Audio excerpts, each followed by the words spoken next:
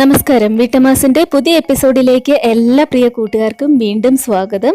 ഇന്ന് വീട്ടമ്മാസിന്റെ എപ്പിസോഡിലൂടെ എളുപ്പത്തിലുള്ള നെയ്ച്ചോറ് എങ്ങനെ നമുക്ക് ഉണ്ടാക്കാം എന്നുള്ളത് നോക്കാം. നെയ്ച്ചോറ് അല്ലെങ്കിൽ ഗീ റൈസ് എങ്ങനെ ഉണ്ടാക്കാം നോക്കാം. അപ്പോൾ അതിന് വേണ്ടിയിട്ട് ഞാനിവിടെ എടുക്കുന്നത് 2 കപ്പ് കൈമ അരിയാണ്, അല്ലെങ്കിൽ ജീരകശാല അരി. നമ്മുടെ ബിരിയാണി റൈസ് വെച്ചിട്ടല്ല, ഞാൻ കൈമ അരി, കുഞ്ഞരി ഉണ്ടല്ലോ, അത് വെച്ചിട്ടാണ് ഞാൻ എടുക്കുന്നത്. അപ്പോൾ ഇത് ഒരു 2 കപ്പ് അരി എടുത്തിട്ടുണ്ട്.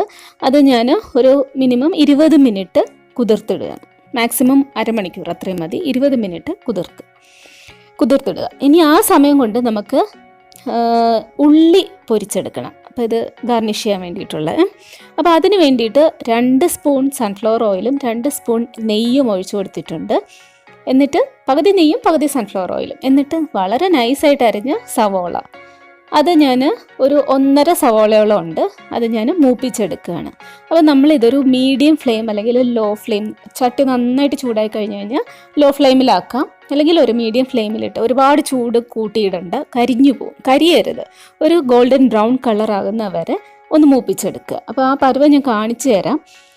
അപ്പോൾ ആ ഒരു മീഡിയം ഫ്ലെയിമിൽ ഇട്ടാലേ നമുക്ക് ആ ഒരു ഗോൾഡൻ ബ്രൗൺ കളർ കിട്ടത്തുള്ളൂ. ഈ ഒരു പരുവം ആകുമ്പോഴത്തേക്ക് നമുക്ക് ഉള്ളി കോരിയെടുക്കാം. അപ്പോൾ ബിരിയാണിക്കാണെങ്കിലും ഗീ റൈസിനാണെങ്കിലും ഈ ഒരു പരുവത്തിലെടുക്കണം. കാരണം പിന്നീട് അത് ഒന്നുകൂടി ഇരുന്നൊന്ന് മൊരിയും. പിന്നെ നമുക്ക് ആ എണ്ണയിലോട്ട് അണ്ടിപ്പരിപ്പ് മുന്തിരിങ്ങയും കൂടി ഇട്ട് ഫ്രൈ ചെയ്തെടുക്കാം. അപ്പോൾ ഞാൻ വളരെ കുറച്ച് ഇട്ടിട്ടുള്ളൂ. നിങ്ങൾക്ക് കൂടുതൽ ഇടണമെന്നുണ്ടെങ്കിൽ ഇടാം. ഇവിടെ ആർക്കും താല്പര്യമില്ല ഇത് ഗീ റൈസിലധികം അണ്ടിപ്പരിപ്പ് മുന്തിരിങ്ങ ഇടുന്നത്, അത് കാരണം ഞാൻ വളരെ കുറച്ച് മാത്രമേ ഇട്ടിട്ടുള്ളൂ. അപ്പോൾ അതും ഒന്ന് ഒരു ബ്രൗൺ ഷെയ്ഡ് ആകുമ്പോഴത്തേക്ക് നമുക്കതും കോരിയെടുക്കാം. അപ്പോൾ ഇനി നമുക്കൊരു പാത്രം, ചുവട് വട്ടിയുള്ള ഒരു പാത്രം വയ്ക്കാം, അല്ലെങ്കിൽ ഒരു കുക്കർ വെച്ച് കൊടുക്കാം. ഇനി നമുക്കിതിലേക്ക് എണ്ണ ഒഴിച്ചു കൊടുക്കാം. എണ്ണയും നെയ്യും കൂടെ ചേർന്നിട്ട് നമ്മൾ ഉള്ളി പൊരിക്കാനായിട്ട് എടുത്തില്ല, ആ എണ്ണയാണ് ഞാൻ ഇതിലോട്ട് ഒഴിച്ചു കൊടുത്തത്. വേണമെങ്കിൽ കുറച്ചുകൂടി നെയ്യ് ചേർത്ത് കൊടുക്കാം. എന്നിട്ട് ഇതിലിട്ട് 2 ചെറിയ കഷ്ണം പട്ട ഇട്ട് കൊടുത്തു. ഇനി അതിലേക്ക് ഇടാൻ പോകുന്നത് ഒരു 4-5 ഗ്രാമ്പുവാണ്. വളരെ കുറച്ച് സ്പൈസസ് മാത്രം നമുക്ക് ഇതിലിട്ട് കൊടുത്താൽ മതി. സ്പൈസസ് കൂടി കഴിഞ്ഞു കഴിഞ്ഞാൽ അതിൻ്റെ ഒരു കുത്തൽ ഗീ റൈസിന് ഉണ്ടാവും. ഇനി ഒരു 2 ഏലക്ക, പിന്നെ ഒരു 1/4 ടീസ്പൂൺ, അര ടീസ്പൂൺ പെരിഞ്ജീരകം. അപ്പോൾ ഇതൊന്ന് മൂത്ത് വരുമ്പോഴത്തേക്ക് ഒരു 2 കഷ്ണം ബേ ലീഫും കൂടി ഇട്ട് കൊടുക്കാം, പട്ടയുടെ ഇല്ല. പിന്നെ നമുക്ക് സവോള, ഒരു 1.5 സവോള ഞാൻ എടുത്തിട്ടുണ്ട്. അത് ചെറിയ കനം കുറഞ്ഞ് അരിഞ്ഞതാണ്. ഇത് ജസ്റ്റ് ഒരു ട്രാൻസ്പെറൻറ്റ് കളർ ആകുന്നവരെ ഒന്ന് വഴറ്റി കൊടുക്കുക. ഒന്ന് ട്രാൻസ്പെറൻറ്റ് കളറായി കഴിയുമ്പോഴത്തേക്ക് നമ്മൾ നേരത്തെ 20 മിനിറ്റ് കുതിർത്തതിന് ശേഷം കഴുകി ഊറ്റി വാരി വെച്ചിരുന്ന അരിയാണ്.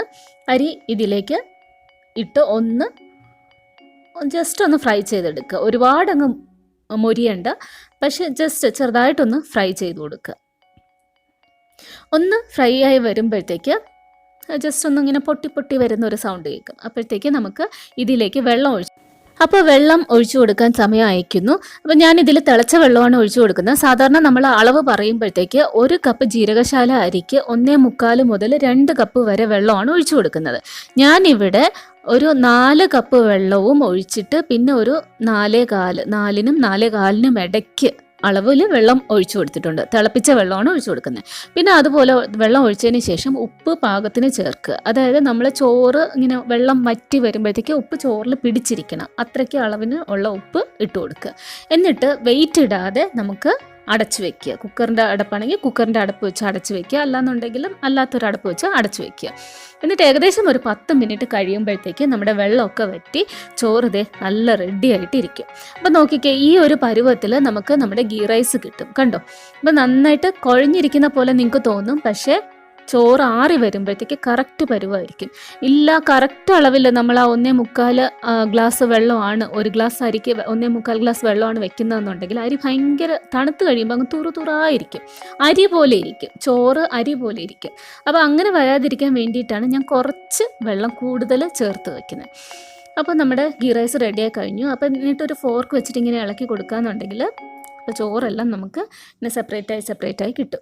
അപ്പോൾ അതിനോടൊപ്പം തന്നെ നമ്മൾ ഇട്ട് കൊടുത്ത പട്ട, ഏലക്ക, അതുപോലെ തന്നെ ഗ്രാമ്പൂ ഒക്കെ ഉണ്ടല്ലോ, അതൊക്കെ നമുക്കിങ്ങനെ നുള്ളിപ്പെറുക്കി കളയാം. ഇല്ലെങ്കിൽ കൊച്ചു കുട്ടികളൊക്കെ ഇത് കഴിക്കുമ്പോഴത്തേക്ക് അത് കടിച്ചു കഴിഞ്ഞ് കഴിഞ്ഞാൽ പിന്നെ അവർ കഴിക്കത്തില്ല, അവർ അവിടെ വെച്ച് കഴിപ്പ് നിർത്തും. അപ്പോൾ നമുക്കതൊക്കെ പെറുക്കി കളയാം. അപ്പോൾ ഇത് നമ്മുടെ ഗീ റൈസ് റെഡി ആയി കഴിഞ്ഞു. അപ്പോൾ ഈ കൂട്ടത്തിൽ നമുക്കൊരു 2 സ്പൂൺ നെയ്യ് നിങ്ങൾക്ക് ഇഷ്ടമാണെങ്കിൽ വേണമെങ്കിൽ ഒഴിച്ചു കൊടുക്കാം. ഒഴിച്ചതിന് ശേഷം ഒന്ന് നന്നായിട്ട് ഇളക്കിയതിന് ശേഷം നമുക്ക് ഗാർണിഷ് ചെയ്യാം. ഗാർണിഷ് ചെയ്യാനായിട്ട് നമ്മൾ നേരത്തെ പൊരിച്ച് വെച്ചിരുന്ന ഉള്ളി ഉണ്ടല്ലോ, സവോള, അത് ഇട്ട് കൊടുക്കുക. അതുപോലെ തന്നെ അണ്ടിപ്പരിപ്പ് ഇട്ട് കൊടുക്കുക. അപ്പോൾ സെർവ് ചെയ്യുന്ന സമയത്തേക്ക് നമുക്ക് ഗാർണിഷ് ചെയ്താൽ മതി. അതുവരെ ജസ്റ്റ് ഇങ്ങനെ ഇളക്കി ഒന്ന് കൊടുത്തുകൊണ്ടിരിക്കുക. അപ്പോൾ ചോറ് അടിയിൽ കട്ടിയാവാതെ, ആവിയിലിരുന്ന് കട്ടിയാവാതെ ഇങ്ങനെ സെപ്പറേറ്റായി കിട്ടും. അപ്പോൾ അത് ഫോർക്ക് വെച്ചിട്ട് വേണം ഇളക്കി കൊടുക്കാനായിട്ട്, ചോറ് പൊട്ടിപ്പോവുകയും ചെയ്യരുത്. അപ്പോൾ അത് ശ്രദ്ധിക്കുക. അപ്പോൾ നമ്മുടെ എളുപ്പത്തിലുള്ള ഗീ റൈസ് റെഡിയായി കഴിഞ്ഞു. ഇത് ടിഫിൻ ബോക്സിൽ നമുക്ക് കുട്ടികൾക്ക് സ്കൂളിൽ കൊടുത്തുവിടാൻ എളുപ്പത്തിൽ ഉണ്ടാക്കാൻ പറ്റുന്ന ഐറ്റമാണ്. അപ്പോൾ എല്ലാവർക്കും thanks a lot for watching.